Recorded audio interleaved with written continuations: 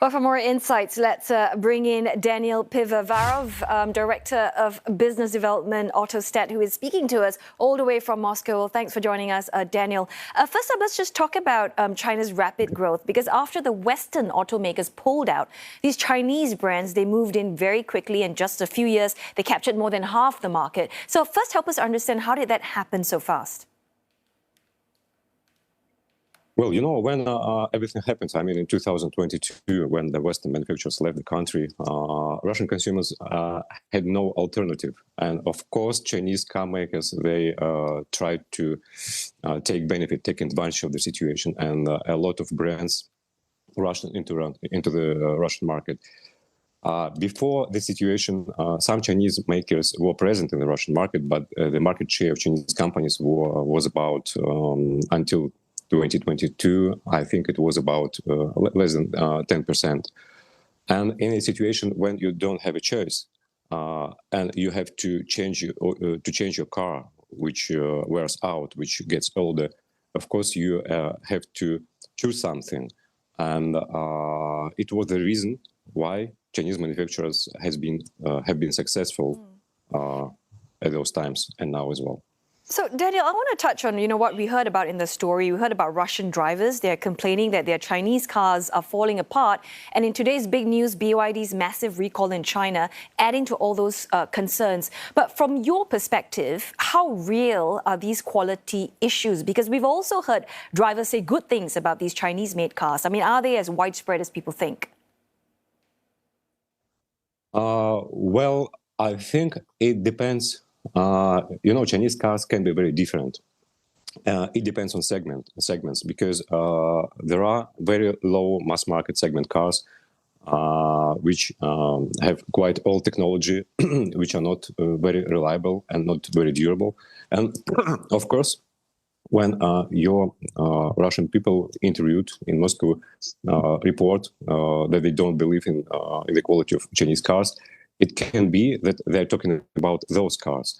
There are other segments, like premium segment or even luxury segment of Chinese cars, such as Nissan or Zeekr or BYD Yangwang and so on, which are very good in terms of design, in terms of infotainment, in terms of technology and so on.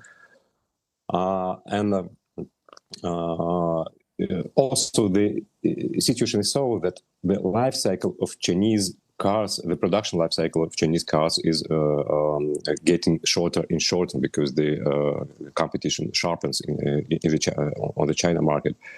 And that's why Chinese producers, when they officially promote their cars in Russia, they try to offer us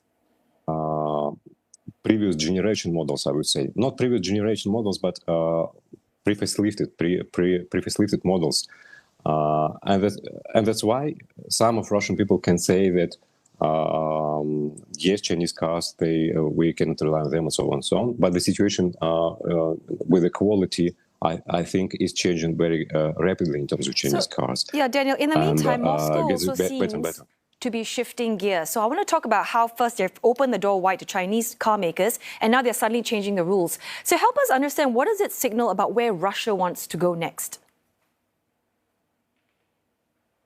I think that the situation with the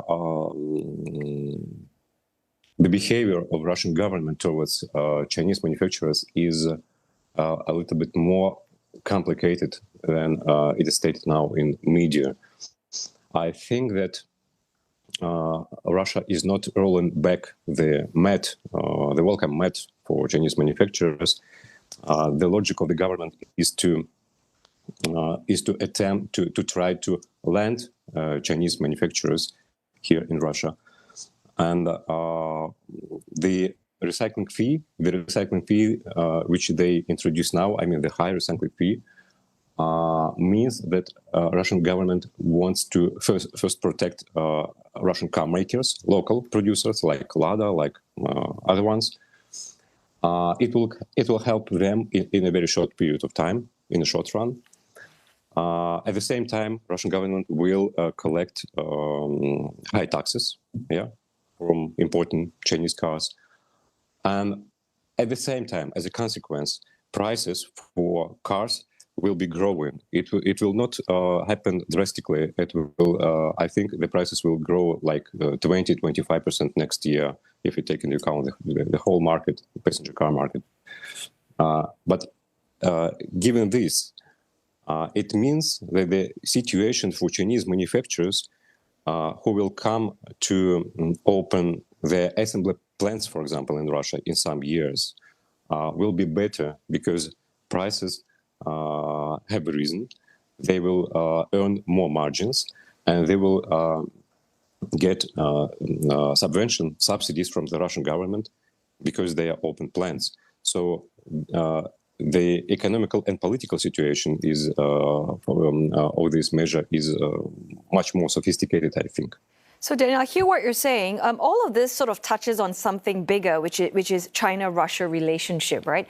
And given all this, what do you think is going to happen to what both sides, they once called this a no-limits partnership? So is this car fight, you think it's a small crack in a relationship, or it's a sign that the limits are starting to show now? I think that it's a small crack in a relationship, maybe, but very situational one, because even Chinese manufacturers will benefit the situation in 2 years. In 2 years, because prices will be increased for both Russian cars, Chinese cars here, and they will earn more margins here. Now, both sides, I mean, Russian market, Russian government, Chinese manufacturers, Chinese government, they try to balance and they try to find a balance how to behave in this complicated world, because a lot of Chinese manufacturers are afraid of sanctions, of Western sanctions, because they also want to export cars to Western markets, to European markets as well. And now it's an attempt to try to find a balance within that. Right, many thanks. It's not an attempt to frustrate. No. Yeah, well, I'm afraid that's all the time we have. But thanks so much for joining us, Danil Pivovarov, Director of Business Development from Autostat.